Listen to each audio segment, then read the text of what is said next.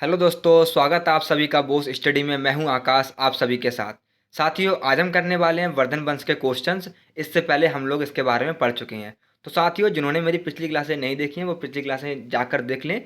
मैं नीचे इस क्लास में डिस्क्रिप्शन में लिंक दे दूंगा, वहाँ से भी मेरी क्लासें देख सकते हैं। तो साथियों, एक बार क्लास को शेयर कर दो अपने दोस्तों के साथ, जिससे वो भी इस क्लास का टेस्ट को लगा सकें। और साथियों, क्लास को लाइक कर दो और सब्सक्राइब कर दो। तो दोस्तों, स्टार्ट करते हैं हम क्वेश्चन नंबर 1 से। और आप बताना कि क्वेश्चन क्या होगा। उम्मीद करता हूँ कि आप सभी लोग टेस्ट की तैयारी अच्छे से कर आए होंगे। तो साथियों, क्वेश्चन में पहला यह है कि हर्ष के लेखक कौन थे। हर्षचरित के लेखक कौन थे, बताइए। हर्षचरित के लेखक कौन थे, इसकी रचना किसने की थी। बाणभट्ट ने, अमर सिंह ने, कालिदास ने या हरिसेन ने। तो साथियों, इसकी रचना किसने की थी। बाणभट्ट ने की थी। किसने की थी इसकी रचना। बाणभट्ट ने इसकी रचना की थी। बाणभट्ट ने हर्षचरित के रचना बाणभट्ट ने की। यह हर्षवर्धन के कौन थे, दरबारी कवि थे। क्वेश्चन नंबर 2, हेनसोंग किसके शासनकाल में भारत आया था, बताइए। चंद्रगुप्त प्रथम, द्वितीय, हर्षवर्धन या रुद्रदमन। अब साथियों देखिए, अगर आपने क्वेश्चन नहीं पढ़ा होगा तब भी आप इसमें से क्वेश्चन को एलिमिनेट कर सकते हैं। कैसे कर सकते हैं बताता हूँ मैं आपको। देखो, चंद्रगुप्त प्रथम और द्वितीय, यह तो आपको मालूम है कि गुप्त साम्राज्य से हैं, यानी कि ये तो दोनों होंगे नहीं। अब आता है रुद्रदमन। तो साथियों, रुद्रदमन पहले आए थे, कुषाण वंश से पहले आए थे। कौन, शक शक से हैं। अब बचा कौन साथियों, हर्षवर्धन। तो यानी कि हर्षवर्धन आपका क्या होगा, सही आंसर होगा। क्या होगा, हर्षवर्धन सही आंसर होगा। तो हेनसांग किसके शासनकाल में आया था, तो हर्षवर्धन के शासनकाल में आया था, जो भारत में 630 से 643 ईस्वी तक रुका था। क्वेश्चन नंबर 3, हर्षवर्धन को किसने पराजित किया था, बताइए। प्रभाकर वर्धन ने, पुलकेशन द्वितीय ने, नरसिंह वर्मन प्रथम ने, शशांक ने। अब साथ ही इसमें से आप देखिए कि इसमें इनके अपने कौन है। तो जिन्होंने इन्हें पराजित किया होगा वो इनके कोई ना कोई अपोजिट रहे होंगे। तो अपोजिट कौन हो सकते हैं, बताइए आप। तो साथियों, इसका क्या आंसर होगा, आंसर दीजिए। साथियों, इसका आंसर होगा पुलकेशन द्वितीय। क्या आंसर होगा, पुलकेशन द्वितीय। हर्षवर्धन को किसने हराया था, पुलकेशन द्वितीय ने नर्मदा नदी के तट पर। कब हराया था, 630 ईस्वी में। किसने हराया साथियों, नर्मदा नदी के तट पर पुलकेशन द्वितीय ने इन्हें हराया था। क्वेश्चन नंबर 4 क्या है आपका, हर्षवर्धन की आरंभिक राजधानी कहाँ थी या क्या थी, बताइए। प्रयाग, कन्नौज, थानेश्वर या मथुरा। हर्षवर्धन की आरंभिक राजधानी क्या थी। तो दोस्तों, इसका आंसर होगा, क्या होगा, थानेश्वर। क्या होगा इसका आंसर। हर्षवर्धन की जो आरंभिक राजधानी थी वह थानेश्वर थी। बाद में उसने अपनी राजधानी को साथियों कहाँ स्थानांतरित किया, तो कन्नौज इन्होंने स्थानांतरित किया। कहाँ किया, कन्नौज। तो साथियों, क्वेश्चन एग्जाम में आपसे ऐसे पूछता है कि पहली राजधानी क्या थी, तो थानेसर थी। और अगर इसने कहाँ स्थानांतरित किया, तो कहाँ किया, कन्नौज में स्थानांतरित किया। क्वेश्चन नंबर 5, अंतिम बौद्ध राजा कौन था। चंद्रगुप्त प्रथम, समुद्रगुप्त, हर्षवर्धन या कनिष्क। बताइए साथियों, इसमें से कौन सा आंसर सही होगा। चंद्रगुप्त प्रथम, समुद्रगुप्त, हर्षवर्धन या कनिष्क। तो दोस्तों, अंतिम बौद्ध राजा जो था या अंतिम जिसने बौद्ध धर्म ग्रहण किया वह शासक था हर्षवर्धन। हर्षवर्धन अंतिम राजा था बौद्ध धर्म को ग्रहण करने वाला। और मैंने आपको बताया था साथियों कि इसने कौन सा धर्म ज्वाइन किया, तो इसने क्या आंसर किया, महायान। क्योंकि साथियों, बौद्ध धर्म दो धर्मों में बट गया था। कौन कौन से धर्म थे वो, एक महायान और एक हीनयान। तो मैंने आपको बताया कि महायान इन्होंने ज्वाइन किया। साथ ही जिन्होंने मेरी बौद्ध धर्म की क्लासें नहीं देखी पिछली वाली, वो जाकर बौद्ध धर्म की क्लासें देख लें। हमने बिल्कुल डिटेल में पढ़ाया उसमें कि कैसे महायान और कैसे हीनयान, क्यों बौद्ध धर्म दो भागों में बटा था। साथ ही मैं इस क्लास में डिस्क्रिप्शन में लिंक दे दूंगा बौद्ध धर्म का, आप वहां से भी देख सकते हैं। क्वेश्चन नंबर 6, हर्ष का दरबारी कवि कौन था। बाणभट्ट, कलहड़, हरिसेन या दंडी। अभी मैंने आपको पिछले क्वेश्चन में बताया था कि हर्ष का दरबारी कवि कौन था, बताइए। बाणभट्ट, कलहड़, हरिसेन या दंडी। अगर आप लोगों ने क्वेश्चन सही से कर रहे होंगे आप, तो आपको पता होगा कि कौन सा आंसर सही होगा, अगर आप लोगों ने ध्यान से पढ़ा भी होगा तो साथियों, क्या होगा इसका आंसर, दरबारी कवि कौन था, तो ये थे बाणभट्ट। कौन थे साथियों, बाणभट्ट।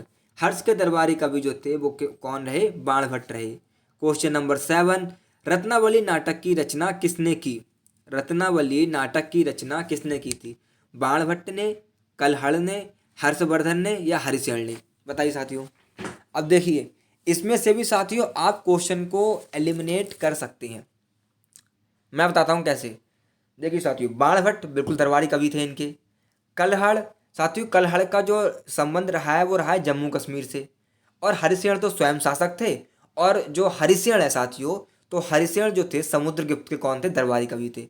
साथियों रत्नावली की जो रचना की है वो किसने की है, हर्षवर्धन ने स्वयं की है। किसने की है, हर्षवर्धन ने स्वयं इसकी रचना की है। इसके अलावा इन्होंने प्रियदर्शिका और नागानंद नाटक की भी रचना की है। तो दोस्तों मैंने आपको बताया था कि इसकी एक ट्रिक है, ये क्या है, आर, पी और एन। अगर साथियों ये ट्रिक मैंने बताई है, बनाई है अपनी तरफ से, अगर आप खुद ट्रिक बनाएंगे तो साथियों आपको ज़्यादा इजी रहेगा याद करने में। क्योंकि साथियों क्या होता है, फिर हमारे लिए लॉन्ग टाइम तक क्या होता है, क्वेश्चन याद रहता है अगर हम अपनी ट्रिक खुद बनाते हैं। और हम अपनी ट्रिक बनाते हैं तो हम जल्दी भूलते भी नहीं हैं। क्वेश्चन नंबर 8, कादम्बरी ग्रंथ की रचना किसने की, बताइए। कादम्बरी ग्रंथ की रचना किसने की, बाणभट्ट ने, कलहड़ ने, हर्षवर्धन ने या हरिसेन ने। दोस्तों बताइए क्या होगा इसका आंसर। तो दोस्तों इसका आंसर क्या होगा, बाणभट्ट ने की। किसने की थी, कादम्बरी की रचना बाणभट्ट ने की थी। और साथ ही यह क्या है, यह प्रेम पर आधारित है, दो प्रेम कहानियों पर यह क्या है, आधारित है। यह साथियों हर्षवर्धन के शासनकाल की संबंध में बताती है। क्वेश्चन नंबर 9, सी यू की नामक यात्रा विवरण किससे जुड़ा है। फिर से आप आराम से पढ़िएगा, सी यू की नामक यात्रा विवरण किससे जुड़ा है, यानी कि किसने यात्रा की थी सी यू की, जिसने उसमें ग्रंथ लिखा है सी यू की बारे में। तो साथियों क्वेश्चन आंसर क्या होगा, फाहियान होगा, हिंसांग होगा, अलवर्नी होगा या मेगास्थनीज होगा। इसमें से कौन सा आंसर सही होगा बताइए। तो साथियों क्या होगा, देखो इसका आंसर क्या होगा,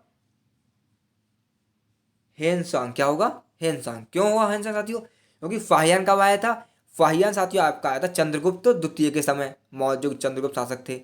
और साथियों मैगस्थनीज जो थे वो कौन थे, तो साथियों मैगस्थनीज आपके जो थे वो थे चंद्रगुप्त मौर्य के समय। तो साथियों इसलिए क्या आंसर होगा, हेनसांग इसका आंसर होगा। मैंने आपको बता दिया कि सीयूकी में किसका यात्रा का विवरण है, तो हेनसांग की यात्रा का विवरण मिलता है। हेनसांग ने किस विश्वविद्यालय में अध्ययन किया था, बताइए। हेनसांग ने किस विश्वविद्यालय में अध्ययन किया था, तक्षशिला में, विक्रमशिला में, मगध या नालंदा में। तो दोस्तों इसका जो आंसर होगा वो होगा नालंदा। कहाँ अध्ययन किया था, नालंदा में इन्होंने साथियों अध्ययन किया था, नालंदा विश्वविद्यालय में हेनसांग ने। वर्धन वंश की स्थापना किसने की थी, प्रभाकर वर्धन, हर्षवर्धन, पुष्यभूति या राज्यवर्धन। तो दोस्तों इसका आंसर भी क्या होगा, पुष्यभूति। इसीलिए दोस्तों इसे हम क्या कहते हैं, पुष्यभूति वंश भी कहते हैं। क्या कहते हैं इसे, पुष्यभूति वंश भी इसे कहते हैं, क्योंकि साथियों उन्होंने इसकी स्थापना की थी। क्वेश्चन नंबर 12, महाराजा धीराज की उपाधि किसने धारण की, प्रभाकर वर्धन, हर्षवर्धन, पुष्यभूति या राज्यवर्धन। बताइए दोस्तों। मैंने आपको बताया था कि उस समय साथियों जो शासक थे वो एक उपाधि धारण करते थे, उस समय ये प्रचलन था। तो दोस्तों महाराजा धीराज की उपाधि प्रभाकर वर्धन ने धारण की थी। किसने, प्रभाकर वर्धन ने। क्वेश्चन नंबर 13, शिलादित्य के नाम से किसे जाना जाता है, बताइए। हेनस्यांग को, हर्षवर्धन को, बाणभट्ट को या राजा राज्यवर्धन को। तो दोस्तों शिलादित्य किसी का नाम था, अब बताइए वो किसका नाम था। तो दोस्तों शिलादित्य का जिसका नाम था वो हर्षवर्धन का था, यानी कि हर्षवर्धन का दूसरा नाम शिलादित्य भी था। क्या नाम था, शिलादित्य भी इनका दूसरा नाम था। क्वेश्चन नंबर 14, परम भट्टारक की उपाधि किसने धारण की। अभी हमने पढ़ा था महाराजा धीराज की उपाधि, अब हम पढ़ रहे हैं परम भट्टारक की उपाधि। प्रभाकर वर्धन ने की थी, हर्षवर्धन ने की थी, पुष्यभूति ने या राज्यवर्धन ने, किसने की थी बताइए। तो साथियों परम भट्टारक की उपाधि हर्षवर्धन ने की थी। किसने की थी, हर्षवर्धन ने। क्वेश्चन नंबर 15, हर्षवर्धन और पुलकेशन द्वितीय के युद्ध के विवरण किस अभिलेख से प्राप्त हुए हैं या होते हैं, बताइए। तो नासिक अभिलेख, प्रयाग प्रशास्त्री अभिलेख, ऐहोल अभिलेख या जूनागढ़ अभिलेख। दोस्तों इसके बारे में हमने डिटेल में पढ़ा है और पता भी है कि किसने किससे मिले हैं। तो दोस्तों इसके अभिलेख जो मिले हैं वो कहाँ से मिले हैं, ऐहोल अभिलेख से मिले हैं। हर्षवर्धन और पुलकेशन द्वितीय के युद्ध के जो विवरण मिले हैं वो कहाँ से मिले हैं, ऐहोल अभिलेख से। और दोस्तों इसकी रचना किसने की थी, रवि कीर्ति ने। और किस भाषा में की थी, तो संस्कृत भाषा में इसकी रचना की है। तो साथियों यहाँ हमारे क्वेश्चंस कंप्लीट होते हैं। अब हम नई क्लास में मिलते हैं और नया चैप्टर करेंगे।